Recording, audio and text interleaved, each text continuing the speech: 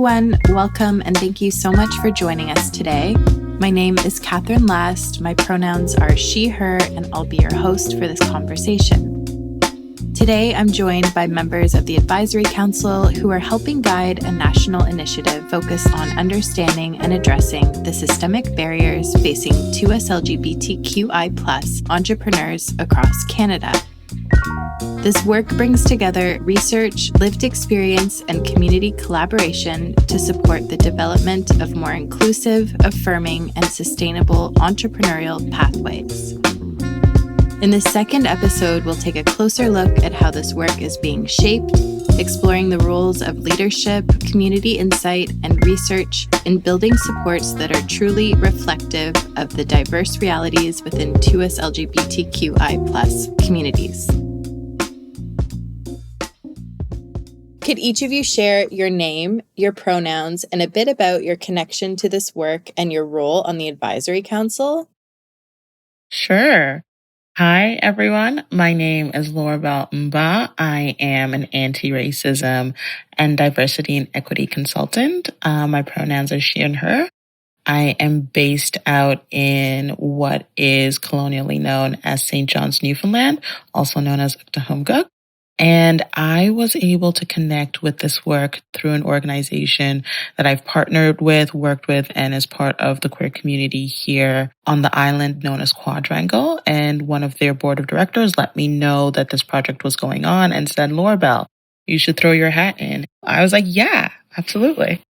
My name is Kaleb Robertson. My pronouns are he, him, and I currently live in Toronto, but mostly grew up on the West Coast in the Vancouver area. And my new title is Curator of Joy, and I am a performer, event producer, actor, DJ, children's entertainer.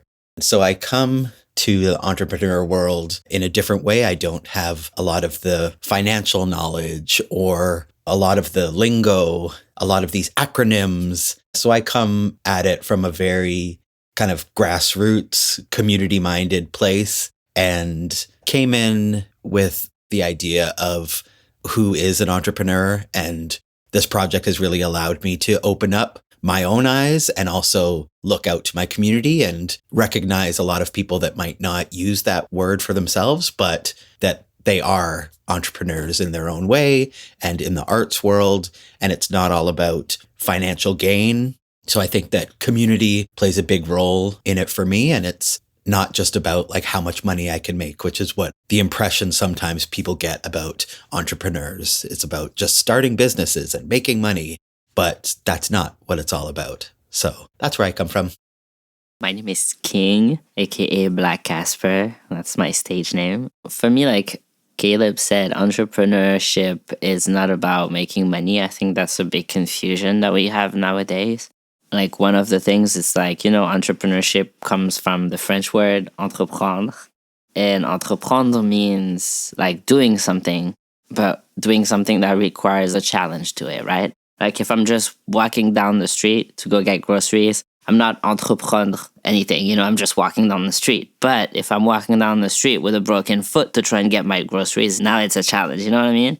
So we have a tendency to look at people like Elon Musk, Jeff Bezos and stuff and say, oh, those are entrepreneurs. And I think that's like a big misconception because they're not entrepreneurs. There's no challenges for them. They're just exploiting people. And so there's a difference between being an entrepreneur and exploiting people. And I think like because of that, there's a lot of people who don't think that they're entrepreneurs, right? Because it's like, okay, I'm not making money. And in my case, I'm not making money. Literally, I built my career while being a migrant without papers. So I was legally not allowed to make money, you know what I mean? But I'm still an entrepreneur because I founded a record label for trans artists called Trans Trenders, which is also like a front to do a bunch of community stuff. We do the Trans Mass Choir. Right now we're working also on a music platform for marginalized artists because, Spotify, Apple Music and stuff, it's exploitation, not entrepreneurship.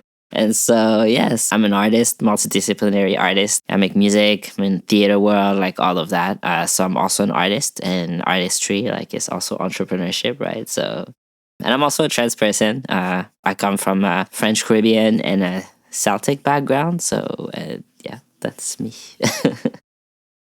As members of the Advisory Council, how are you helping guide the vision and priorities behind this national effort to support 2S LGBTQI+ entrepreneurship? I think from all of us, it has given us an opportunity to show what entrepreneurship looks like for each of us, so that way, as the project pulled together resources and ways to support entrepreneurs, we all have very varied lived experiences and very varied ways we came to what we consider our entrepreneurial journey. As Kyng was saying, like, for some of us, we went into it to be doing something because we felt like there were things missing in our day-to-day lives and there were gaps we wanted to fill either for community or for ourselves personally.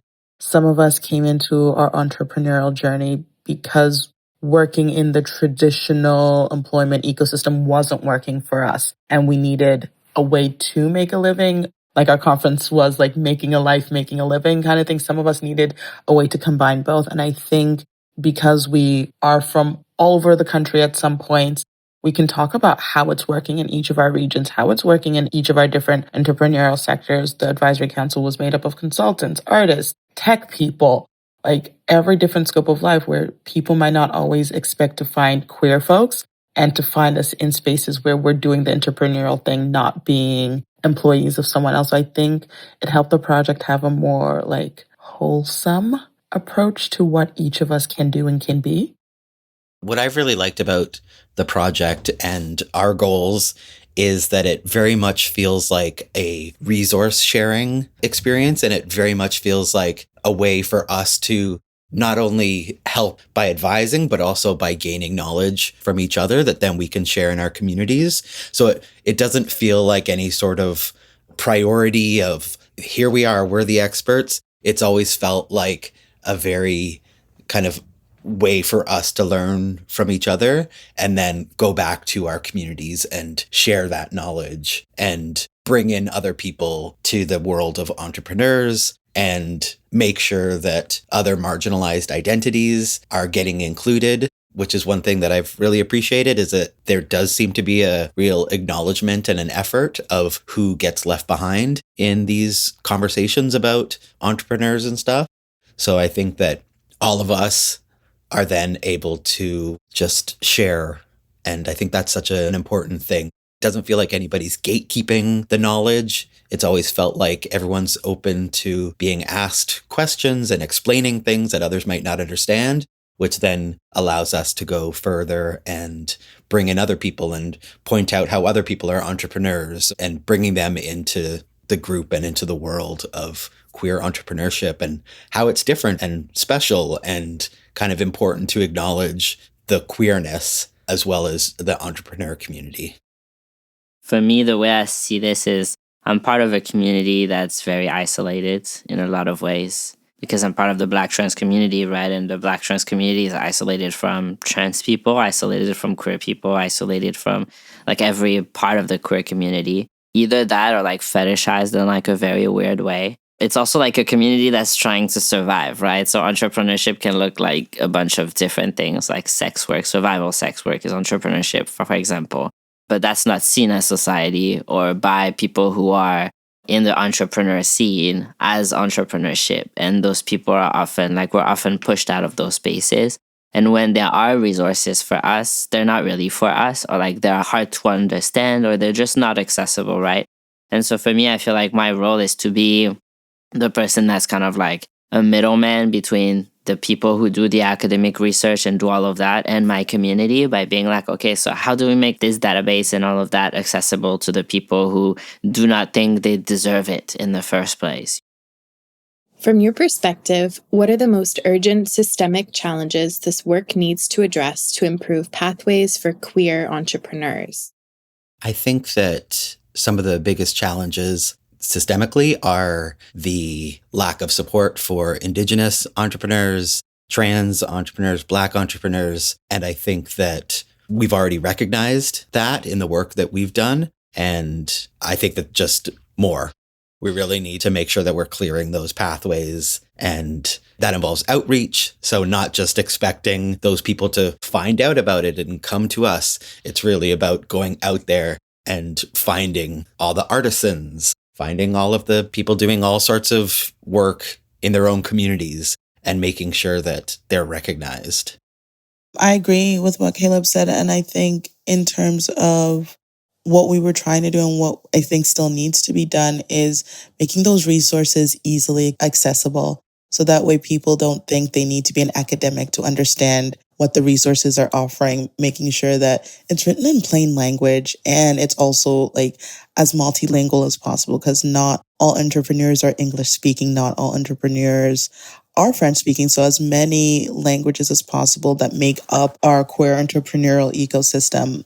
And then one really big thing would be like mentorship, so that they have a real human being who is in the ecosystem, and it doesn't have to be in the direct industry or sector that you're trying to go into it, but like someone who's walked the path so you don't feel as alone, or someone you can vent to when things seem difficult. I think those things would make the whole entrepreneurial space for queer entrepreneurs safer, more welcoming. And so that way, even if we do sometimes venture into the non-queer entrepreneurship spaces, we don't feel like we're alone or out of our depths, and that there's always like a safe home to come back to if those spaces don't offer the resources we need, that understand our identities as we're showing up and to do the work and live the life we want to live.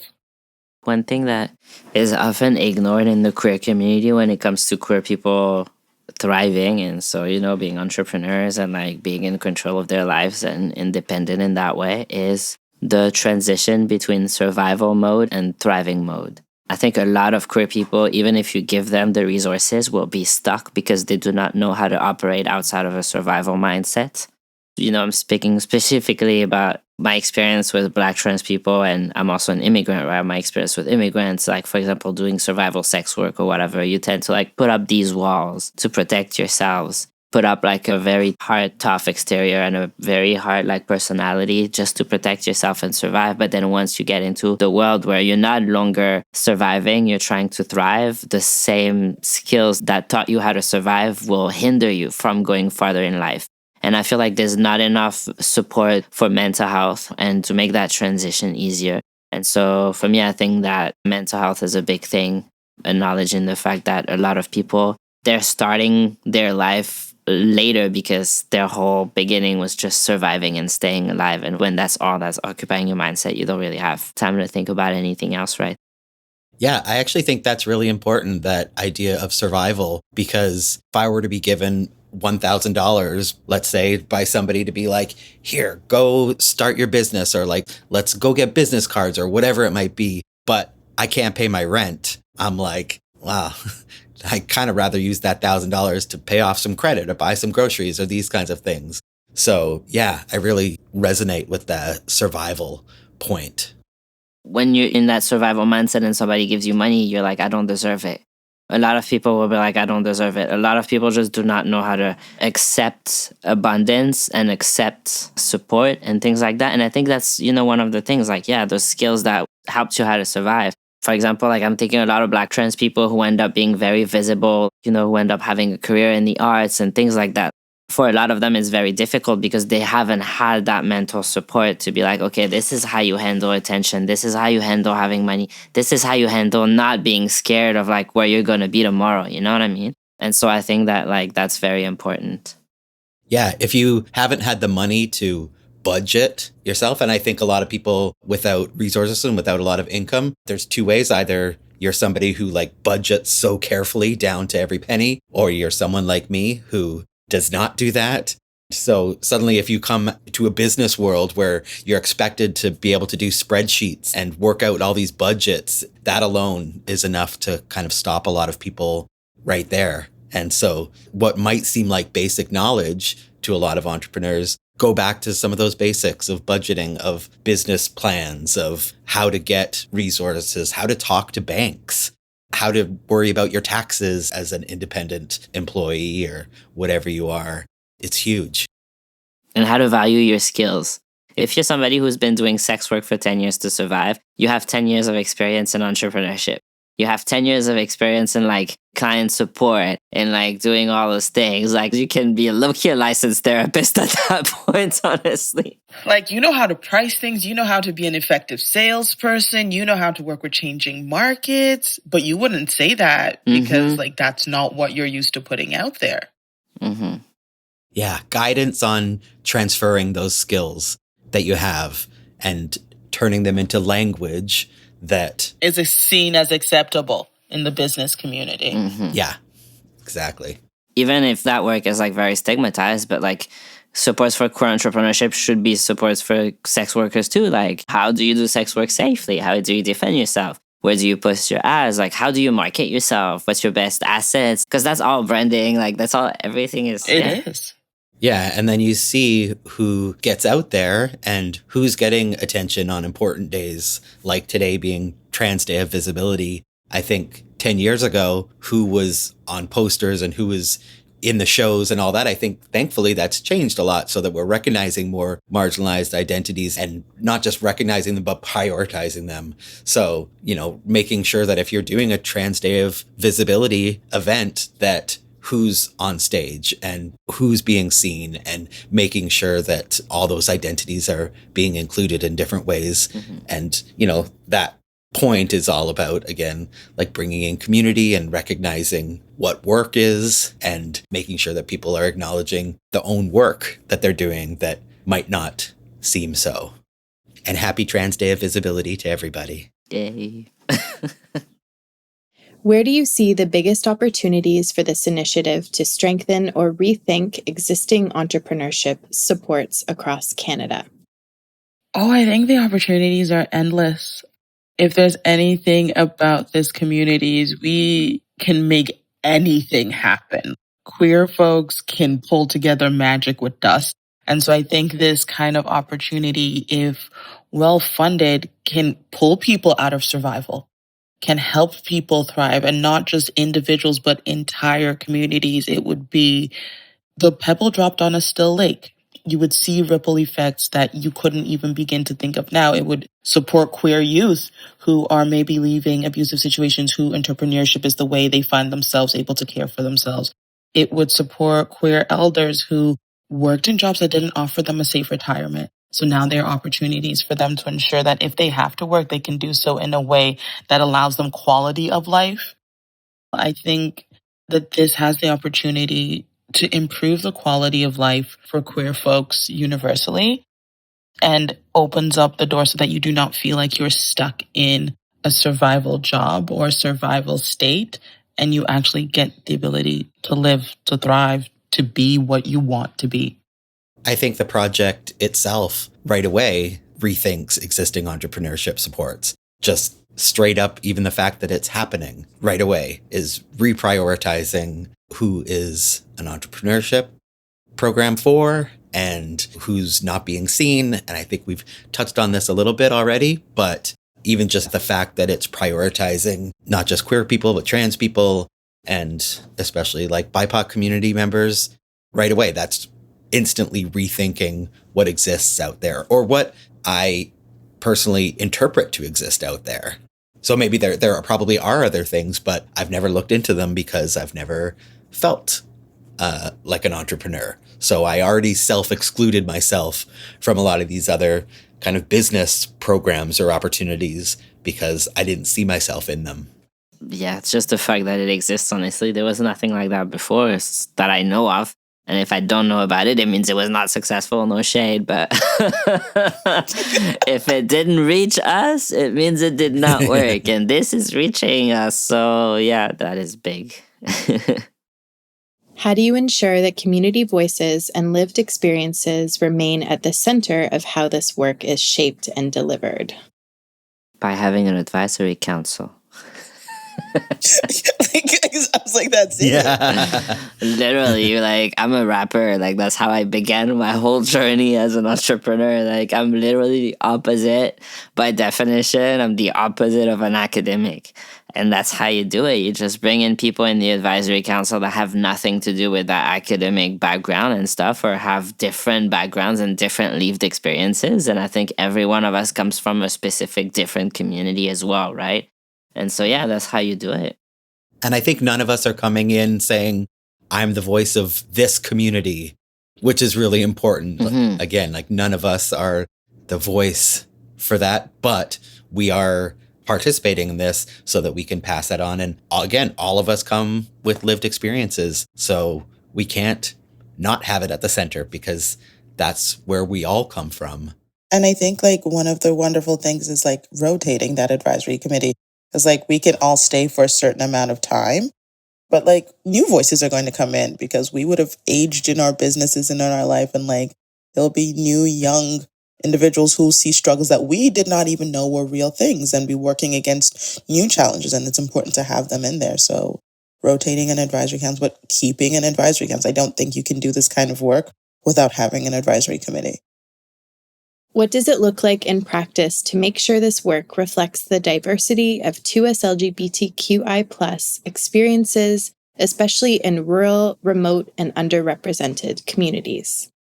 I think this is one place where the work could use some work and could use some expanding because, it's the first time that this has ever happened. So we brought together this incredible group of people, but I don't know that rural and remote communities were represented enough. I think that that's a place where we can work harder.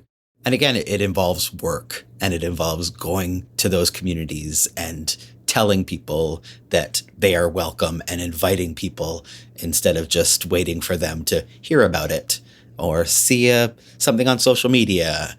So I think that's somewhere that we need to do a little bit more work, and especially bringing in more Indigenous entrepreneurs into the group.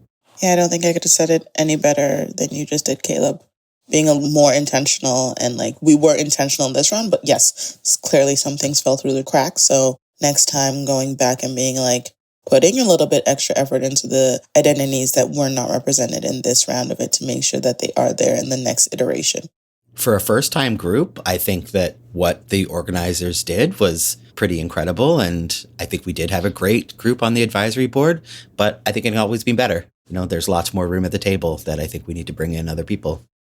Yeah, for sure. And I think it's also like how you go meet these people. For example, like the way that I met Jin and Glynis is that they came to a show that I was putting on with the Trans Mass Choir. It's not really a choir. It's kind of a glee club / it's just very stupid, okay? And the fact that it's like literally was like it was a parody of the White Lotus, where like white people all die at the end because they ate spicy food. Like, it's that level of seriousness. So that's the whole. And they came, and then at the end they were like, "Oh, you should come." So like they had an event, like a little luncheon for queer entrepreneurs, and they came to like say hi to us after the show. And I think that's how you do it, right? You come to where the people are actually organizing, or like things are happening, and you go and meet those communities. Like you get out of your own comfort zone to get into, meet them where they are, basically. Because I think that was the best way for me to meet Jin and Glynis, because then I knew that they knew that I'm an entrepreneur and I'm valued, because they literally just saw a show where, a show that's kind of like stupid, but they saw it as entrepreneurship. And so for me, like when they came to see me then, it was like, okay, I feel valued. I feel like my voice matters. And so I feel like that's how you do it. And you allow people to come in as they are. Also, I think that's a big thing because, me, for example, like being a rapper, I'm going to show up and I'm going to speak a certain way and I'm going to dress a certain way. And if I'm considered less professional because of that, and I have to adapt to how you dress and how you speak and like your norms of like how whiteness performs entrepreneurship and professionalism, if I come in at your level, then I've lost my power. So you have to allow people to come as they are and bring who they truly are without having to like change their language or having some respectability politics. Really great point. Totally. In your role, how do you help shape and protect priorities and ensure they remain grounded in community needs and lived experiences?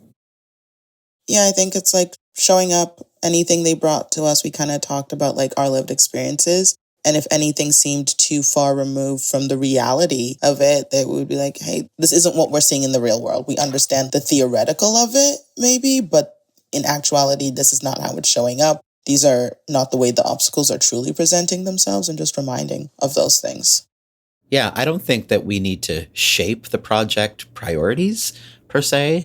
I think that we just need to ensure that the people involved are the ones that are ensuring that it is in community needs. I think the people that are in more power, that are more employees of this project, so far have set a great example of community care and bringing people in to be involved in the project. What responsibility do you see the Advisory Council holding in translating insights from this work into broader systems change across Canada?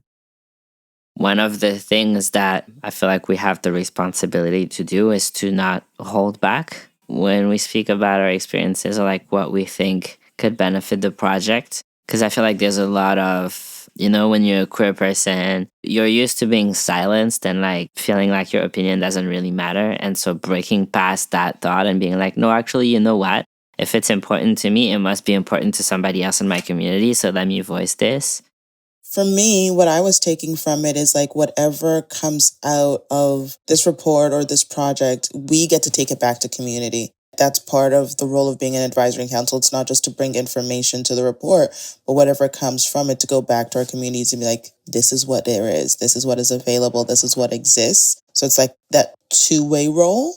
And that way, when we take it back to community and community says, this is a hit, or like, no, you're way out in left field, it's for us to then come back as an advisory committee. Like, I know we might thought that this worked for us or we were unsure, but this is how it's sitting now. And so that makes it hit that broader perspective, because what might work in like Ontario is not going to be feasible in Newfoundland, and what might work in Newfoundland might not be feasible in Nunavut. So being able to be like, this does work in these communities and this doesn't work in these communities, because the geographicness of us also impacts how the things work for us. Yeah, I definitely think that we have a responsibility as advisory council members in taking this to our communities. I think what the project has done well is connecting what already exists out there in the way that it's looking for what resources exist and support for queer entrepreneurs. And instead of being like, well, we're going to come in and here's what we're doing and it's better and more inclusive and blah, blah, they are instead reaching out and kind of bringing everybody in so that we're in communication with each other, so that people see that other resources exist. So I think for us to go out into our communities and even just talking to people about our experiences, saying, hey, I don't know if you know about these resources. Hey, you're doing this. Do you consider yourself to be an entrepreneur? And kind of just sharing our knowledge in a very grassroots kind of way of bringing people together. So I don't think that it's our responsibility to change the systems as such, but I think that by gathering more people together and sharing that information and giving everybody more knowledge and power, then that is going to lead the change in the existing organizations that might talk about being inclusive, but maybe aren't in some ways. Looking ahead, what are the key benefits of continuing this work beyond its current timeline? I think as a whole, it's fantastic if this goes on beyond this, because if this is what we were able to achieve in such a short time, imagine if the resource list gets bigger. Imagine if the organizations that get supported get bigger. Imagine if the programming and availability, it's just, there's so much that can be done and so many people that could get supported. So many people who might figure out that they're an entrepreneur that didn't know that they were, and what that means when they show up in community and are able to do the work. Once again, like I said in the beginning, it takes people out of survival and allows them to like actually live. And who doesn't want to give that back to this community? I can't see any community who should not be offered the opportunity to actually just get to live life. And this is what this gives people the opportunity to do. I think there's huge benefits of continuing this work because it's not over. It's never going to be over in our capitalist system. We need to find ways to exist and survive. And so the way that we do that is by sharing this information, and in a way that's authentic, but also that we're all equally ready to learn more, because it's constantly going to be changing and there's constantly more people that need to be brought in. So in the ways of, I'm not going to go to the great sex worker resources that we have here in Toronto and go, hey, I've learned all this. Do you know that you are all entrepreneurs and here's what I know? I think that it's more important to go in and share what you have and let's see how we can work together. here's some resources that I have. I'd love to learn some of your resources. It's all about sharing still. So it's never going to be done learning because there's always more people to learn from. There's always people to uplift and to listen to. So I think that this work has so much more value in the future of bringing in more people and also including generational knowledge of making sure that we have elders participating, making sure that we have youth participating. And so I think that's one place in the future that we can go beyond is not just these identities, but also bringing in other people that still even haven't been included thus far. I just think that it's some great opportunities in the future. Yeah, I think it's super important. For a moment, it looked like, queer rights were getting better and queer people were getting more opportunities and more representation and stuff. And nowadays, we're kind of going backwards, And so I feel like the more that society pushes back against queer and trans people thriving, the more that we have to support them. And so stopping the project now would actually be, I don't even think that it's like, oh, what are the key benefits in continuing the project? It's like, okay, what are the bad things that are going to happen because this project is not continuing? Especially in the times where it should continue. You know what I mean? Is there anything else you'd like to add or mention that we may have missed? I think stopping the project now would be very dangerous because this is not about entrepreneurship, just entrepreneurship. This is about survival for a lot of people. This is about people who are constantly putting themselves in a situation where, like, for example, Black trans people in North America, the life expectancy is 35 years old. Those are the type of projects that can bring that life expectancy up because that's not normal, you know what I mean? And so I think people who are deciding whether or not this project gets funded do not understand what the realities are and do not understand how much people need this. I'm imagining that if you have the power to decide whether or not something like this gets funded, you have a certain level of comfort in your life that other people don't have. So I would ask you to please think about the people who don't have that. Maybe try to speak to those people or go and reach out, find those experiences. A lot of people are sharing their experience on YouTube or in podcasts like this, Go listen to Black trans women specifically. Go listen to Black trans women and then hopefully you'll get it. We'd like to thank the members of the Advisory Council, Laurabel Mba, Kyng Rose, and Kaleb Robertson. This was recorded over Zoom and produced at Half Moon Audio by Danny Ramos.